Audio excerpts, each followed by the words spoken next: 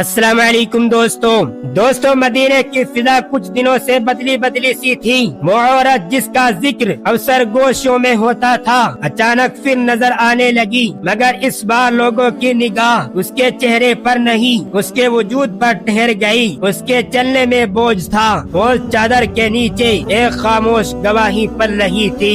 دوستوں عورت مسجد کے صحن میں آئی، مگر اس بار وہ بولی نہیں، لوگوں نے خود دیکھ لیا۔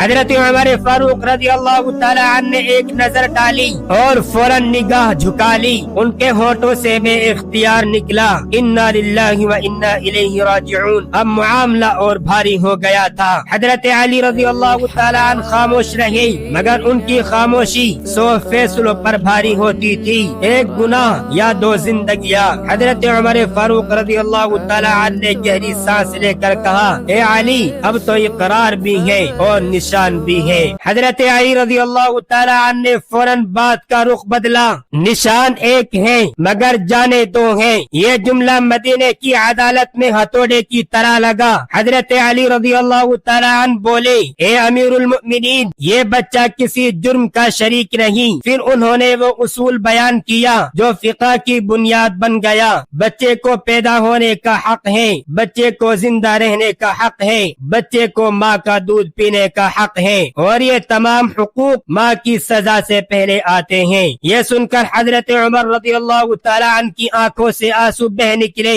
وہ بولے، اے علی اللہ کی قسم اگر میں ایک بے گناہ کی جان کی آہ بھی لے لوں تو عمر برباد ہو جائے۔ یہ وہ لمحہ تھا جہاں خلیفہ قاضی نہیں باپ بن گیا تھا۔ حضرت عمر رضی اللہ تعالی عنہ نے اعلان کیا، یہ عورت بچے کی پیدائش تک آزاد ہے۔ لوگوں میں خسر پھسر ہوئی، مگر حضرت علی رضی اللہ تعالی عنہ نے بات مکمل کی، اور صرف پیدائش تک نہیں بلکہ دودھ چڑانے تک۔ یہ سن کر کئی لوگ حیران رہ گئے، مگر یہ رسول اکرم صلی اللہ علیہ وسلم کی سنت تھی۔ عورت یہ سب سن کر زمین پر بیٹھ گئی، اس کی آنکھوں سے آنسو بہ رہے تھے، مگر یہ آنسو خوف کے نہیں تھے۔ وہ بولی، کیا میرا بچہ زندہ رہے گا؟ حضرت علی رضی اللہ تعالی عنہ نے نرمی سے کہا، اسلام تم سے پہلے اس کا محافظ ہے۔ کسی نے پوچھا بچے کا باپ کون ہے؟ حضرت عمر رضی اللہ تعالی عنہ نے سختی سے کہا، جس چیز کا ثبوت نہیں اس پر زبان بند رکھو، کیونکہ اسلام نسب کے معاملے میں